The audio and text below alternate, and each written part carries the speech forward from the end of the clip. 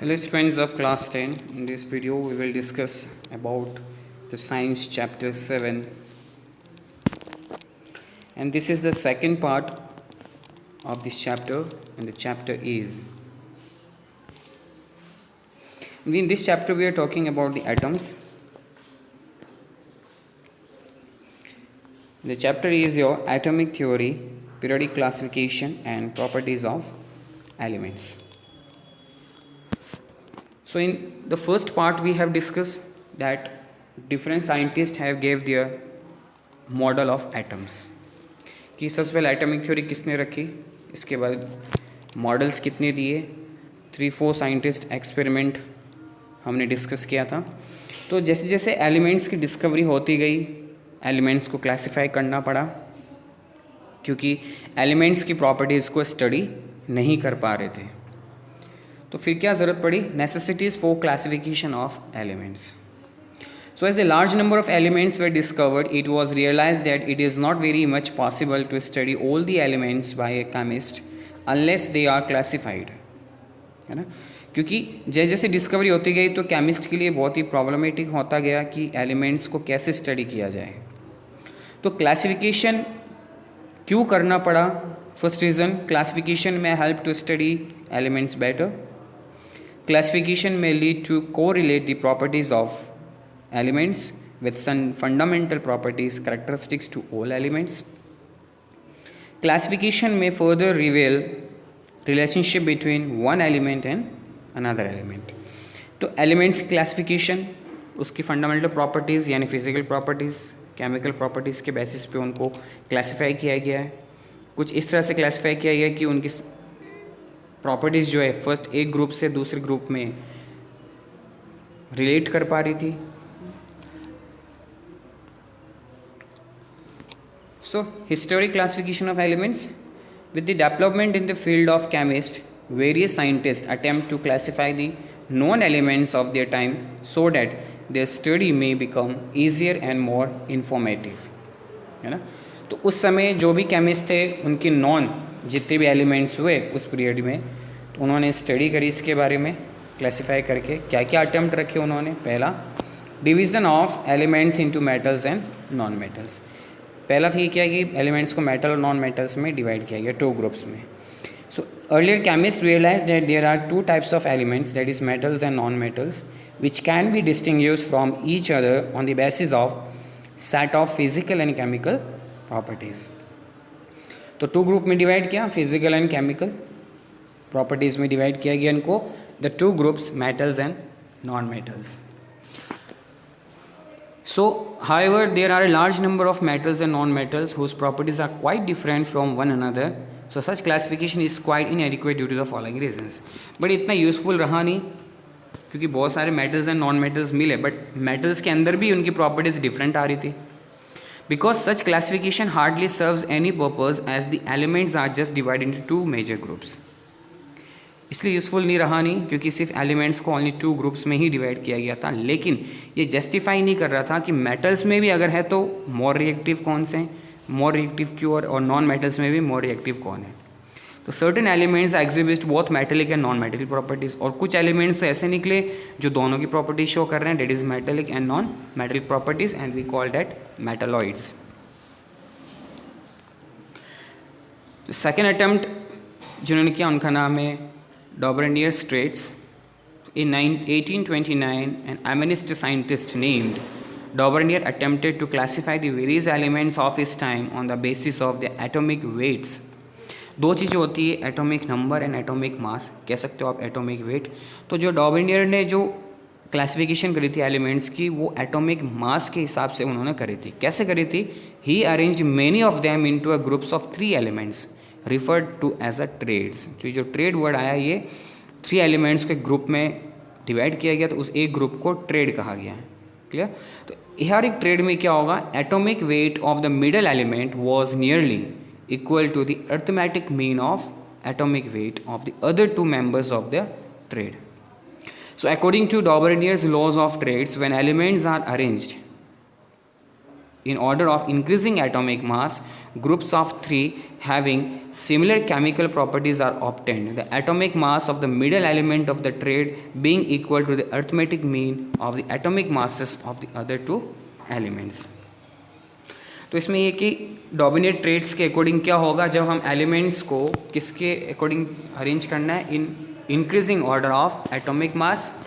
Increasing order of atomic मास में हमें उसे अरेंज करना है मेकिंग अ 3 ग्रुप्स, है ना. अब जो 3 ग्रुप्स बनाए जा रहे हैं वो सिमिलर केमिकल प्रॉपर्टीज़ के होने चाहिए. मेन वाइल में जो मिडिल वाला जो एलिमेंट होगा उसका जो एटॉमिक वेट होगा वो क्या होगा, मीन होगा किसका, जो फर्स्ट एंड थर्ड एलिमेंट के मीन सम होगा, उसके बाद उसका मीन निकाला जाएगा. For example lithium, sodium and potassium. Okay, lithium, sodium and potassium's atomic weight, if you will see, lithium its atomic weight is 7, sodium its atomic weight is, हमें calculate करना है, and potassium atomic weight is 39. Okay, so अब इन्होंने कहा कि dominate trades में हमें क्या अरेंज करना था, एलिमेंट्स को हमने अरेंज किया 3 ग्रुप्स में, लिथियम, सोडियम एंड पोटेशियम्स. इनको जो हमने अरेंज किया तो एटॉमिक मास है लिथियम का डेट इज़ 7 और पोटेशियम का 39. इन दोनों को हमें प्लस करना है और क्या निकालना है, अरिथमेटिक मीन निकालनी है. तो 7 + 39 दिस इज़ 46. तो 46 divided by 2, okay, it will get 23. तो जो सोडियम है उसका जो वेट है डेट इज़ 23 है. तो डोमिनेट ट्रेड्स ने कहा कि एलिमेंट्स हमें इस तरह से अरेंज करने हैं ताकि दो एलिमेंट्स है फर्स्ट एंड थर्ड, उनका हम एटॉमिक वेट का जो मीन कैलकुलेट करेंगे वो वेट किसका होगा, मिडिल एलिमेंट का होगा. ये थ्योरी थी डोमिनियर्स की. नेक्स्ट थ्योरी दी इन्होंने जैसे Newlands octaves. In 1864, a scientist named J.N. Newland also attempted to arrange various elements of his time in accordance to increasing order of their atomic weight. इन्होंने भी किस तरह से अरेंज किया, एटॉमिक वेट के, increasing in atomic weight के form में इन्होंने भी अरेंज किया. He found that every 8th member produced a replica of the first, that is, it shows properties near or less similar to that of the first element, and hence he referred it as laws of octave. तो इसका जो law का statement वो कैसे बनेगा, according to the Newlands law of octaves, when elements are arranged in the order of increasing atomic masses, the properties of the 8th element are a repetition of the properties of the first element in horizontal laws of 7 elements. Example जैसे इसमें ले रखा है lithium, beryllium, boron, carbon, nitrogen, oxygen, fluorine, sodium, magnesium, aluminium, silicon, phosphorus, sulphur and chlorine. तो lithium, beryllium 1 2 3 4 5 6 7. अगर आप देखोगे अपर वाली लाइन में 7 एलिमेंट्स अरेंज्ड है और जो सेकेंड वाली लाइन में उसमें भी आपकी क्या 7 एलिमेंट्स अरेंज्ड है. तो इन्होंने ये कहा था न्यूलैंड्स ने कि जो 8th एलिमेंट होगा, 8th एलिमेंट यहाँ कौन सा, अगर लिथियम फर्स्ट एलिमेंट स्टार्ट करते हैं हम तो 8th एलिमेंट होगा सोडियम. तो न्यूलैंड इस तरह से अरेंज किया था एलिमेंट्स को कि जो फर्स्ट एलिमेंट्स की प्रॉपर्टी होगी उस प्रॉपर्टी को कौन शो करेगा, 8th पोजीशन पे जो एलिमेंट होगा वो उसे शो करेगा. If we start with lithium as the first element, we find at the 8th element from it is sodium, and according to the laws of Newlands the property of sodium should be similar to that of the element lithium. इनको कहते हैं laws of octave, यानी music notes जो होते हैं, जो स्वर होते हैं हमारे, जैसे सा रे गा मा प ध नी सा. तो कहा कि जो सा पे जो पहला शब्द आ रहा है, सा रे गा मा प ध नी सा, सा पे जो वापस आएगा, यहाँ पे जो सा है वो लिथियम, वापस सा पे जो आएगा वो सोडियम. ठीक है, तो म्यूजिकल नोट से इनको कनेक्ट किया गया था. तो overall conclusion is that according to the Newland octave rules, when the elements are arranged in increasing atomic mass, then the properties of the 8th element will be repeated by the properties of 8th element will repeat the properties of the first element. So anomalies in the Newland's law of octave. तो limitation क्या है, anomalies का मतलब कुछ कमियाँ क्या रही है. Newlands classification suffered from certain defects और limitation. First, These classifications were successfully only up to the elements calcium. After that, every eighth element did not possess the same properties as by the elements lying above it in the same period. For example, the elements cobalt and nickel placed below chloride had different properties. तो जो Newland Octave rule है, जो Newland है वो सभी elements के ऊपर अपनी जो थ्योरी है, ये जो लॉ है, ये अप्लाई नहीं कर पाए. अगर आप पीरियोडिक टेबल अगर हम ऑब्जर्व करें, in the next slide it will come, आप पीरियोडिक टेबल को अगर ऑब्जर्व करोगे तो कैल्शियम तक उन्होंने अपने लॉस को प्रूफ कर पाए. उसके आगे ये लॉ क्या हो गया, फेल हो गया. Newland placed two elements in the same slots in a particular group. He could not offer any explanation for such an arrangement. तो न्यूलैंड ने क्या कहा था, न्यूलैंड ने उस एक स्लॉट हम मान के चलते हैं या फिर एक ब्लॉक मान के चलते हैं, एक ब्लॉक के अंदर उन टू एलिमेंट्स को रख रहे थे वो जिनकी प्रॉपर्टी सिमिलर है. बट यहाँ उन्होंने क्या किया था, जो सेम स्लॉट में किन को रखा, कुछ एलिमेंट्स को ऐसे रख दिए सेम स्लॉट्स में जिनकी प्रॉपर्टीज़ बिल्कुल मैच नहीं हो रही है, तो उनका आंसर वो नहीं दे पाए. Newland thought that only 50 elements existed in nature and no more elements were likely to be discovered, but he was proved wrong. उन्होंने ये स्टेटमेंट इसलिए उन्होंने ये क्लासिफाइड कर दिया था इस प्रॉपर्टी, अपनी प्रॉपर्टी के अकॉर्डिंग. तो उनका मानना ये था कि 50 एलिमेंट्स ही एग्जिस्ट करते हैं नेचर में, इसके आगे कोई एलिमेंट्स डिस्कवर्ड होगा ही नहीं, क्योंकि वो गलत साबित हो गए. When noble gaseous elements were discovered at a later stage, their inclusions in the table disturbed the entire arrangement. तो फिर नोबल गैसेस की जैसे डिस्कवरीज स्टार्ट हुई, नोबल गैसेस की वो गैसेस होते हैं जो स्टेबल होते हैं, रिएक्शंस नहीं करते हैं. We will discuss the next slides. तो जब इनकी डिस्कवरी हुई तो जिन्होंने भी अरेंजमेंट किया अपनी पीरियोडिक टेबल में, सब गलत साबित हो गए. इनके बाद जो third scientist that is Mendeleev, Dmitry Mendeleev, a Russian scientist, noticed that the properties of elements varied regularly with atomic mass. He formulated a law now known as Mendeleev's periodic law. क्या है ये? According to Mendeleev's periodic law, the properties of an element are a periodic function of its atomic mass. This means that if the elements are arranged in order of increasing atomic mass, then those with similar properties are repeated at regular intervals. Mendeleev arranged the 63 elements then known into horizontal laws and vertical columns on the basis of similarities in properties. The horizontal rows of elements are known as periodic and the vertical columns as groups. Elements with similar properties came within the same group. This arrangement of elements into groups and period is called the periodic table. उन्होंने इसे नाम दिया था periodic table. और groups जो हम अभी long form table में डिस्कस करेंगे, ग्रुप्स एंड पीरियड्स, ये मेंडलीव ने ऑलरेडी बता दिए थे हमें. तो the question is here that what is Mendeleev periodic law, then you have to give the answer that according to the Mendeleev periodic law the properties of an elements are periodic function of its atomic masses.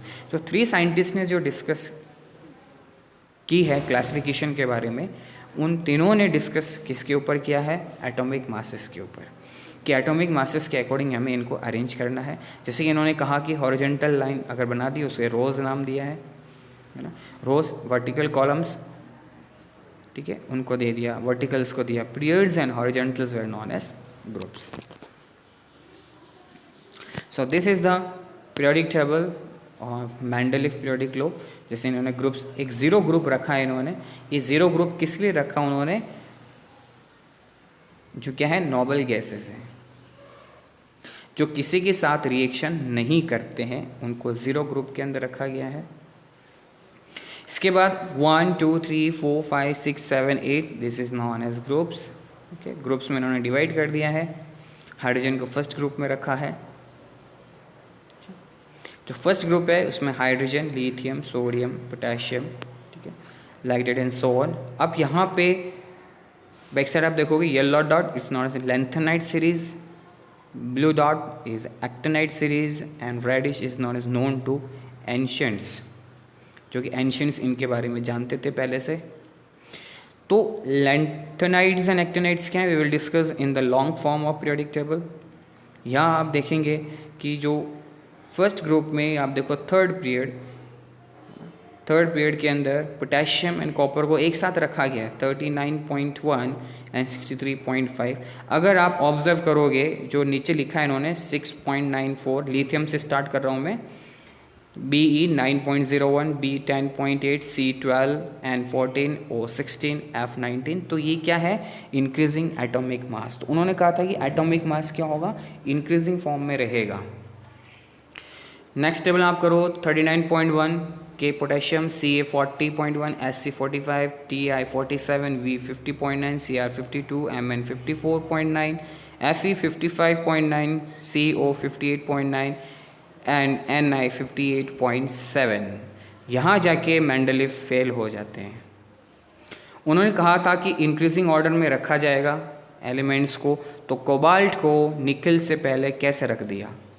CO is known as cobalt, that is 58.9, and nickel Ni is 58.7, and according to the statement of the Mendeleev periodic table या periodic law, निकल को पहले आना चाहिए था, 58.7 है उसका atomic mass, और कोबाल्ट को बाद में जाना था 58.9। सो ये एक्सप्लेनेशन वो नहीं दे पाए, उन्होंने अरेंज किया था अकॉर्डिंग टू द प्रॉपर्टीज़, कि अकॉर्डिंग टू प्रॉपर्टीज़ उन्होंने सेट कर दिया था। जो ब्लू कलर्स में हल्के से ग्रे में नॉन टू मेंडलीव, ये सारे मेंडलीव ने पता लगाया बाद में, और ग्रे कलर के अंदर नेट लगा हुआ है वाइट कलर का, डोबिनेट्रेट्स यानी डोबिनेट्स ने इनके बारे में बताया था। बस उन्होंने नोबल गैसेस के बारे में अरेंज नहीं कर पाए, तो मेंडलीव ने नोबल गैसेस को अरेंज किया अपनी टेबल में एक ज़ीरो ग्रुप बना के। So Mendeleev was also fail because जो उनकी थ्योरी थी खुद की कि इंक्रीजिंग एटॉमिक मास पे हमें सेट करना है, वो फेल हो गई। पहले मेरिट्स पढ़ लेते हैं। Merits of Mendeleev periodic table. Mendeleev's periodic table group the element on a more fundamental basis of atomic mass as compared to the earlier attempts at the classification of elements. Mendeleev's periodic law left proper gaps in the periodic table for then undiscovered elements like gallium, scandium, germanium. When these elements were discovered, they were placed in those gaps without disturbing the existing elements. तो Mendeleev की खास बात ये थी periodic table की कि जो Mendeleev है टेबल बनाते वक्त जो एलिमेंट्स डिस्कवर्ड नहीं हुए थे उन एलिमेंट्स की पोजीशन भी उन्होंने सेट कर दी थी। जैसे एग्जांपल इन्होंने लिया यहाँ पे गैलियम, स्कैंडियम एंड जर्मेनियम। अगर आप गैलियम, स्कैंडियम और जर्मेनियम को देखोगे Sc, स्कैंडियम, गैलियम, Ga, तो इनकी पोजीशन पहले से उन्होंने सेट करके रखी थी। जो भी आपको पिंकिश कलर में आ रहे हैं बाद में डिस्कवर्ड किए गए हैं सारे। तो मेंडलीव को पता था कि जो भी एलिमेंट डिस्कवर्ड होगा वो इसी पोजीशन पे आएगा, इसी एटॉमिक मास का होगा और इसी प्रॉपर्टी का होगा। इसलिए मेंडलीव ने एडवांस में वहाँ पे क्या किया, उन्होंने उसके लिए गैप छोड़ दिया था और वो करेक्ट प्रूव हुए कि जो भी डिस्कवर्ड हुआ एलिमेंट उसी पोजीशन पे जाके सेट हुआ। Mendeleev's periodic table couldn't predict the properties of several elements on the basis of their position in the periodic table। जैसे कि हमने कहा था कुछ एलिमेंट्स की प्रॉपर्टी वो प्रेडिक्ट नहीं कर पाए, जैसे कि कोबाल्ट और निकल की उन्होंने की गलती करी, उसको एक्सप्लेन नहीं कर पाए। Mendeleev periodic table could predict the errors in the atomic weight of some of the elements on the basis of their position in the periodic table। और एरर था एटॉमिक टेबल के अंदर, पीरियोडिक टेबल के अंदर error था। Error ये था कि कोबाल्ट और निकल उनका अरेंजमेंट उन्होंने सही नहीं किया, उनकी जो पोजीशन है उन्होंने गलत बता रखी थी। So defects of Mendeleev periodic table, anomalies of the Mendeleev periodic table. Mendeleev was successful in arranging the elements according to his law in the form of table, but the table produced some defects which he could not explain. वो defects क्या हैं? Position of hydrogen atom first. The position of hydrogen atoms was not clear in the Mendeleev's periodic table because it behaves both as a member of first and the seventh group of his periodic table। तो hydrogen atom की position उन्होंने clear नहीं कर पाए। लिखा है यहाँ पे कि Mendeleev periodic table because it behave both as a member of first and the seventh group of his table. जो सेवंथ ग्रुप में थे और जो फर्स्ट ग्रुप में थे उनकी प्रॉपर्टीज़ को भी क्या कर रहा है, वो शो करवा रहा है। तो हाइड्रोजन एटम की एक फिक्स पोजीशन उन्होंने नहीं बता पाए। Isotopes are the atoms of the same elements which possess different low atomic masses but same atomic number and properties. These are supposed to lie in the same group, but Mendeleev arranged them wrongly in different groups in accordance to his. So position of isotopes. Isotopes क्या होते हैं? वो elements जिनमें क्या होते हैं कि atomic number तो सेम होता है बट एटॉमिक मास डिफरेंट होता है. एटॉमिक नंबर सेम होगा, एटॉमिक मास डिफरेंट होगा, उन एलिमेंट्स को कहा जाता है आइसोटॉप्स. और आइसोबार कहा जाता है एटॉमिक नंबर डिफरेंट होता है और एटॉमिक मास सेम होता है, उनको हम कहते हैं आइसोबार्स. तो इनकी पोजीशन अगर किसी एलिमेंट के आइसोटॉप्स हैं या आइसोबार्स हैं तो उनको एक ही ग्रुप में रखना चाहिए था, बट मेंडेलीव ने उनको एक डिफरेंट ग्रुप में अरेंज किया. तो इसमें आया कि आइसोटॉप्स होते क्या हैं? वन ऑफ टू और मोर species of atoms of the chemical elements with the same atomic number in the periodic table and nearly identical chemical behavior with different atomic mass and physical properties. Every chemical elements have one or more isotopes. ठीक है. Specially अक्सर देखा जाए elements क्या मिलेंगे? Isotopes मिलेंगे, और isotopes को उन्हीं ग्रुप में अरेंज होना चाहिए था. तो आइसोटॉप्स होते क्या हैं? जिनका एटॉमिक नंबर तो सेम होगा बट एटॉमिक मास डिफरेंट होगा. जैसे फॉर एग्जांपल हाइड्रोजन की बात की जाए तो हाइड्रोजन के 3 आइसोटॉप्स हैं. जैसे यहाँ लिखा है देखो H11, H12, H13. 111 जो है वो आपका एटॉमिक नंबर है और 123 जो है वो है atomic mass. Hydrogen having atomic mass 1 that is not as protium, deuterium and tritium. तो ये 3 आइसोटॉप्स हो गए of hydrogen atoms elements. Isobars of different chemical elements have different atomic number but have the same mass.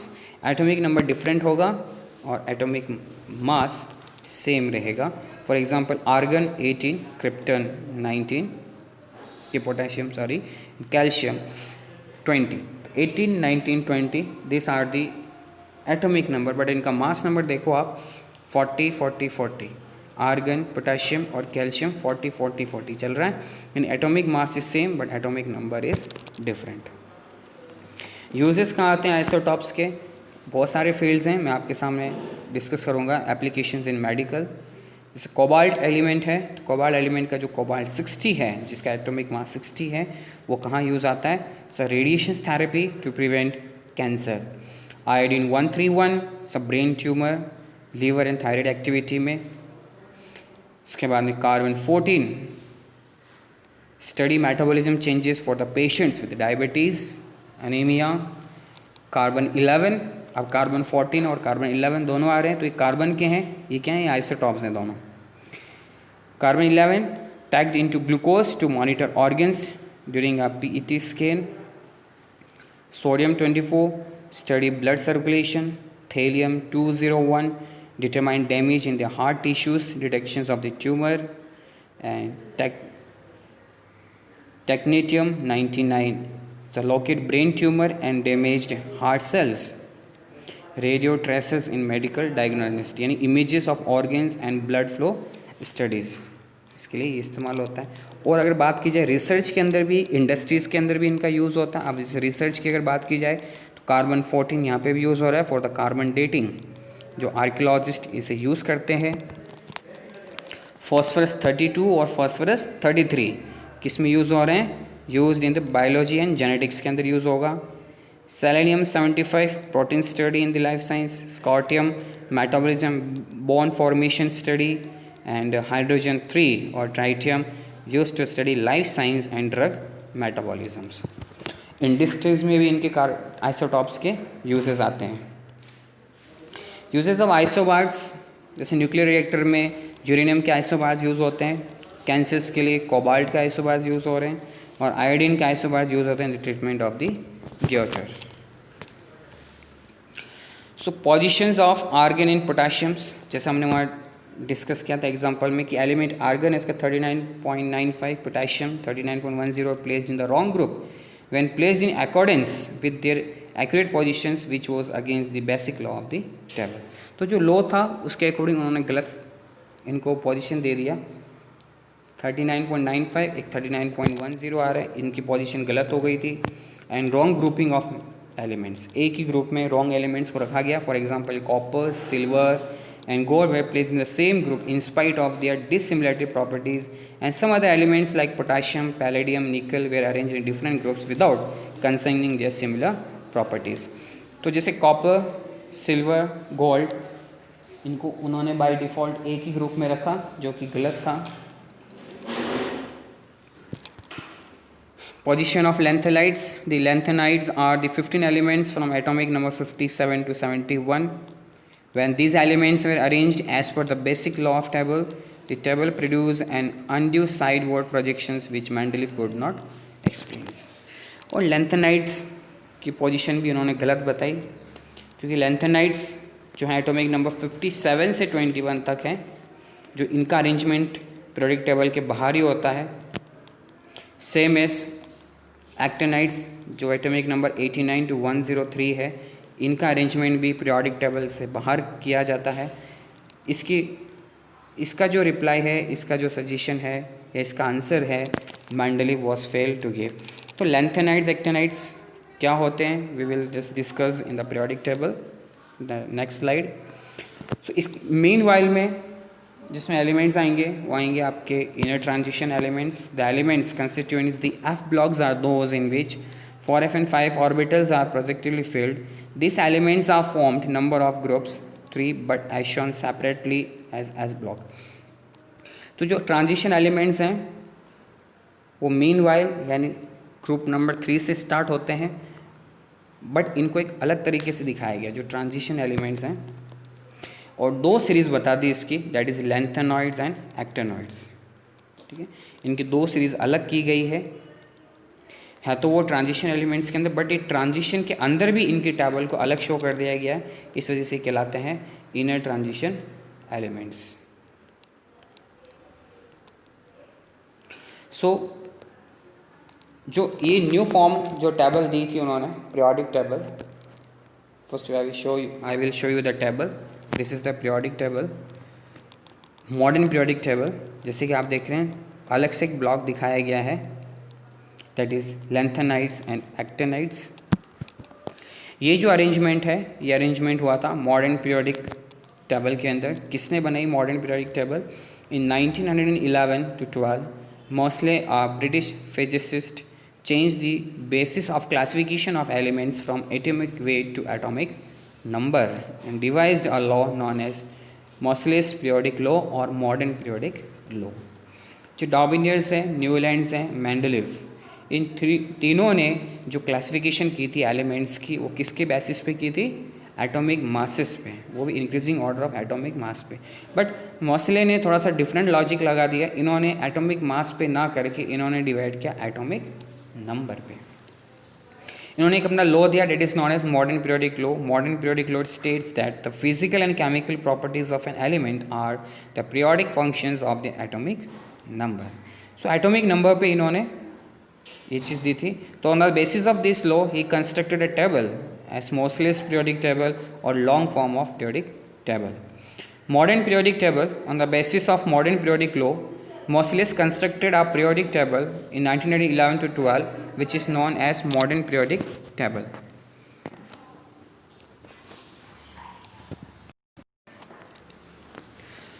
So modern periodic law, on the basis of modern periodic law, Moseley constructed a periodic table 1911 to 12, which is known as modern periodic table. The table contains 7 horizontal rows, that is periods, and 18 columns known as groups. Periods, the horizontal row in the periodic table are called periods. There are 7 periods in all such that each period has consecutive atomic numbers. The number of elements in a period correspond to maximum numbers of electrons which can be accommodated in its one shell, whereas the number of periods to which an element belongs is given by the number of outermost shell. तो modern periodic law, जैसे कि हमने discuss किया था कि physical and chemical properties जो भी elements की वो किस पे बेस्ड होंगी? एटॉमिक नंबर पे, ना कि एटॉमिक मास पे। मोस्ले ने ये लॉजिक यूज़ किया था। और जैसे कि वर्ड पीरियड्स और कॉलम्स के बारे में मेंडलीफ ने ऑलरेडी बता चुके थे, बट इन्होंने कहा कि 7 पीरियड्स में इन्होंने अरेंज किया पीरियोडिक टेबल को और 18 ग्रुप्स उन्होंने बनाया. सो this is the modern periodic table. So 1A 2A like that, 3A 4A 5A 6A 7A 8A अलग अलग ब्लॉक में डिवाइड किया कि जो 1A 2A इसके बाद 3A 4A 5A 6A 7A 8A this are the normal metals. Meanwhile में 3B 4B 5B 6B 7B 8B है ना, ये जो चीज़ें बताई गई है ये क्या है, ट्रांजिशन एलिमेंट्स. इसके बाद लैंथेनाइड्स एंड एक्टिनाइड्स ये हैं इनर ट्रांजिशन एलिमेंट्स. अगर आप 3B वाले वर्टिकल ग्रुप में आप चलोगे, डेट इज 3B ग्रुप में आप चलोगे तो आपको 57 to 71 लेंथेनाइड्स लिखा हुआ रहेगा. उस लेंथेनाइड्स की जो टेबल है वो नीचे बनी हुई है 57 to 71. उसके बाद 72 जो एलिमेंट है हैफनियम वो वापस आपके उसी ब्लूइश वाली में टेबल में शो कर रहा है.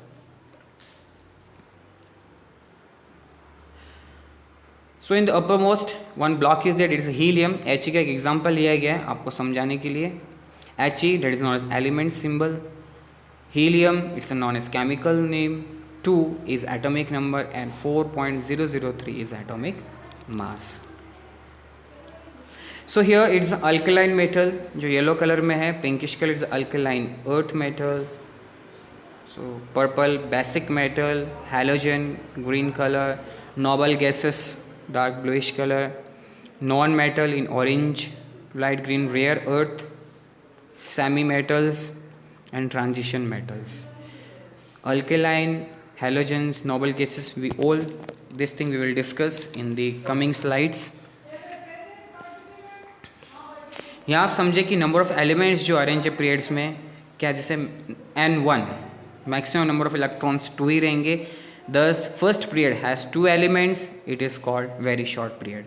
First period has 2 elements. कैसे, अगर बैक साइड आप देखोगे फर्स्ट पीरियड में 2 elements only, hydrogen and helium.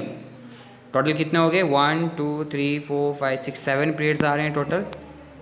अब जो 7 पीरियड्स कौन कौन से आ रहे हैं, ये 7 पीरियड्स 1 2 3 4 5 6 7.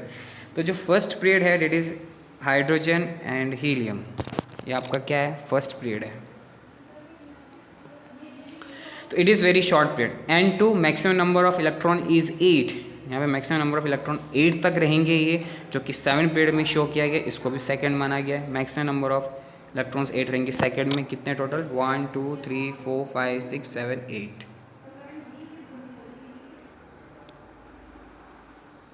8 आ गए 1 2 3 4 5 6 7 एंड दिस इज 8.